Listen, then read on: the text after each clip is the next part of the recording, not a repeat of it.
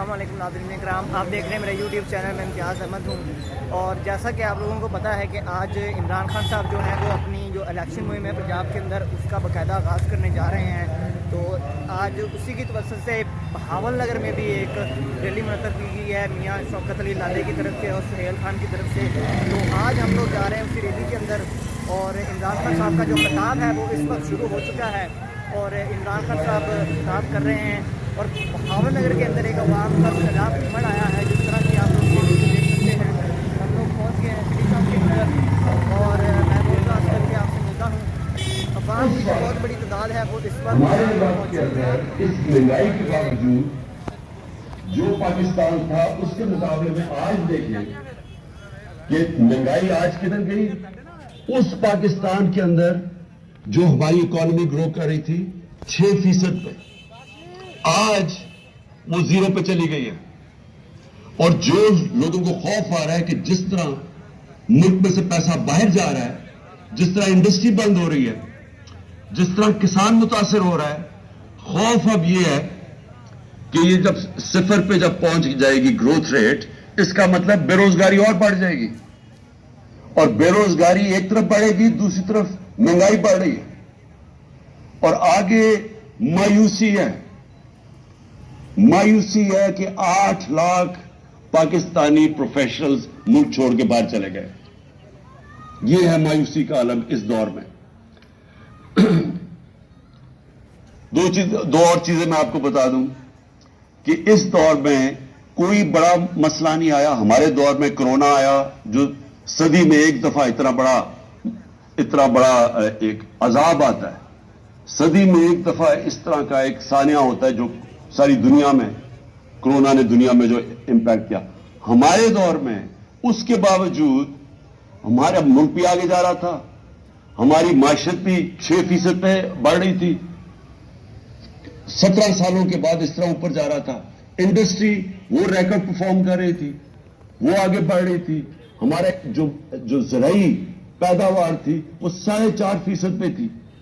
वो कोई 17 साल के बाद ऊपर मुल्क जा रहा था। तो जब मुल्क ऊपर भी जा रहा था, रोजगार 50 लाख नई नौकरियां मिली हमारे दौर में।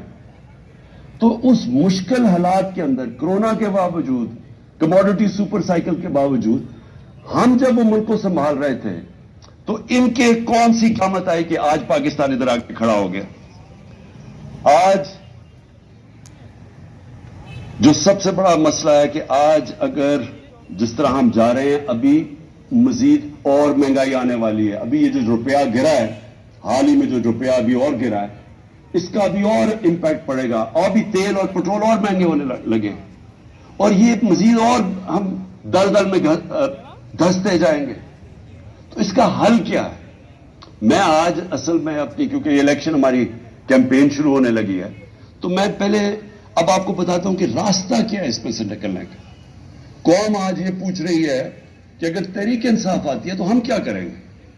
हम कैसे कौम को इस मुश्किल वक्त से निकालेंगे। सबसे पहले जब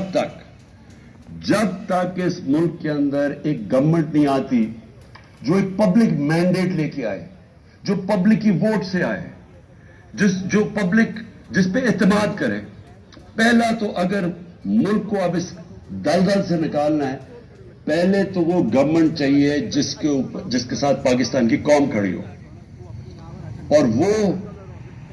सिर्फ इलेक्शन से आ सकती है। मैं ये उम्मीद रख रहा था कि जब 2 सूबों के अंदर इलेक्शन अब सुप्रीम कोर्ट ने कह दिया और वो होंगे इंशाल्लाह 30 अप्रैल को, तो मैं उम्मीद ये रख रहा था कि इतनी इनमें अकल आ जाएगी कि बजाय 60% पाकिस्तान में इलेक्शन हो, जनरल इलेक्शन कर दें।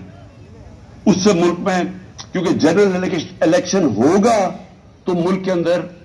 इस्तेकाम आएगा। क्योंकि जो भी हम करेंगे,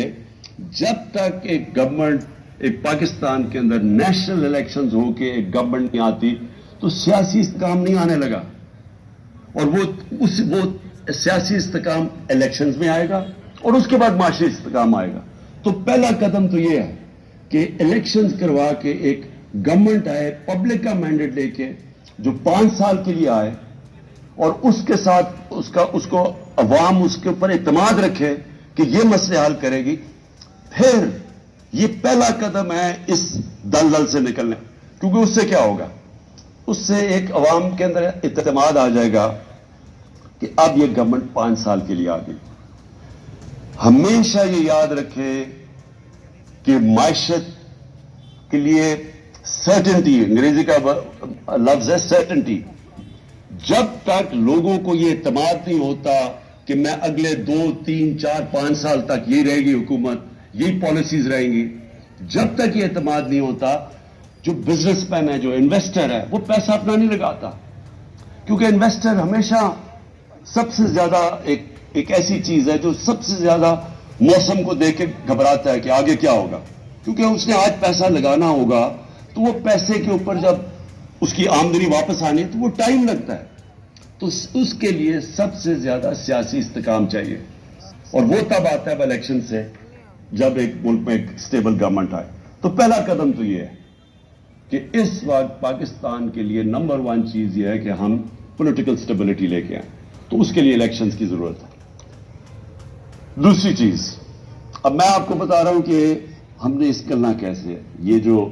جدھر ہم پہنچ گئے ہیں، جدھر یہ امپورٹڈ حکومت نے اس ملک کو آج پہنچا دیا، اپنے تو پیسے انہوں نے سارے کرپشن معاف کروا لی ہے، لیکن اب